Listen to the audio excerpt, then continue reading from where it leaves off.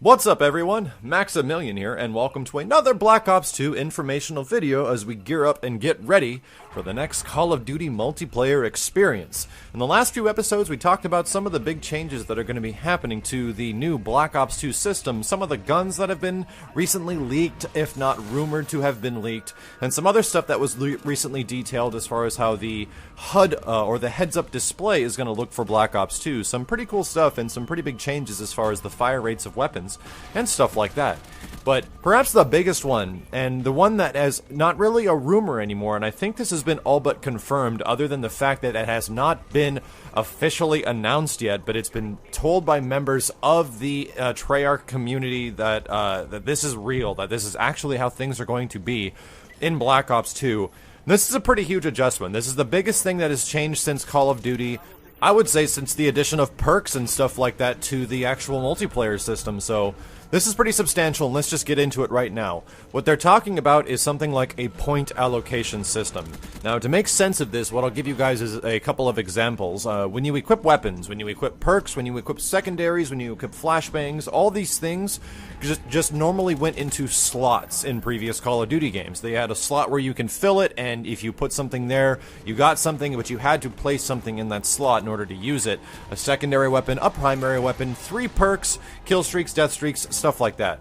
So I don't know about kill streaks. I think that might be a separate entity in Black Ops 2, but for the sake of everything else I mentioned, your primary weapon, your secondary, your perks, stuff like that, your grenades, this is all going to go into a point allocation system where everything you equip is going to cost a certain amount of points depending on how severe that thing affects your class.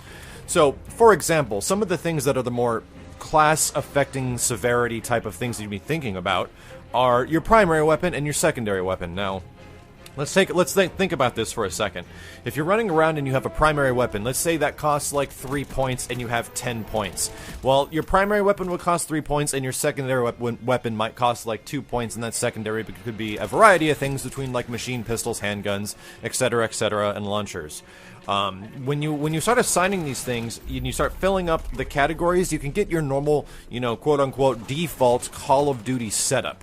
And something that would just look really similar to previous Call of Duties, something like Call of Duty 4, Modern Warfare 2, and stuff like that. However, with the advent of Modern Warfare 3, they gave you the specialist and the opportunity and option to run around without the availability of kill streaks to make yourself a super soldier if you performed well.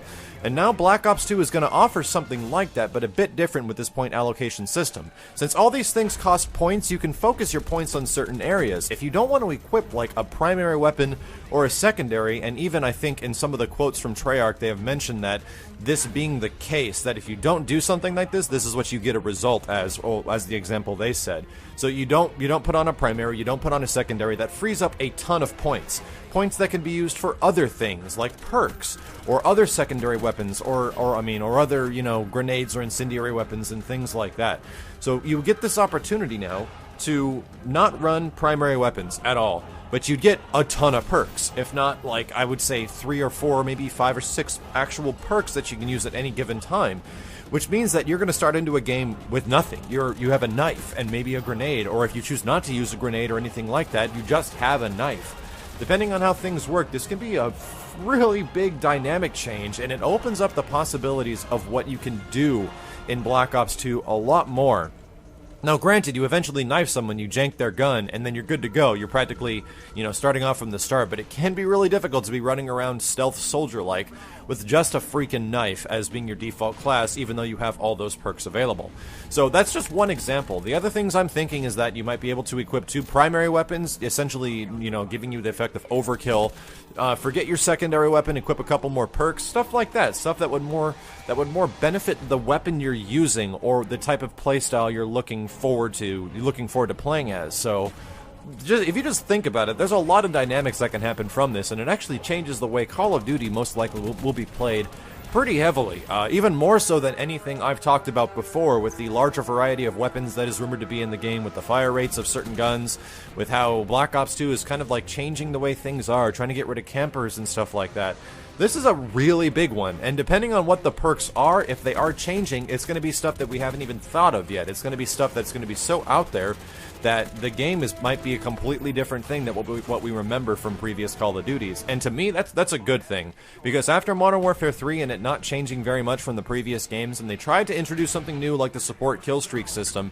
However, that ended up being a little bit more annoying than any other innovating item, because it gave people who are not good at the game reasons to keep playing, and it made it more annoying that there was UAVs up all the time, and things like Assassin couldn't be countered at all.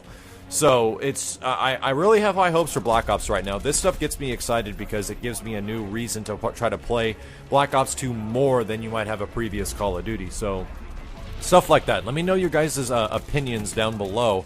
If you want to leave a comment if you think this point allocation system is a good thing, or if you think they should stick to the formula of previous Call of Duties and go with the base class system where you fit things into categories and you either fill it and use it, or you just don't use it at all. Some fairly interesting stuff, and hopefully the next version of Call of Duty, being Black Ops 2, is going to take things in a much different direction, and I kind of want that myself. But if you guys enjoyed the video, please leave a thumbs up below. You can visit my channel at youtube.com/Miles923 for a variety of Call of Duty videos, amongst some other Black Ops 2 waiting videos where we dissect information like we did with this one, and many other fighting game videos and a lot of competitive gaming type of stuff. But until then, thank you all very much for watching this video. This has been Maximilian, signing out.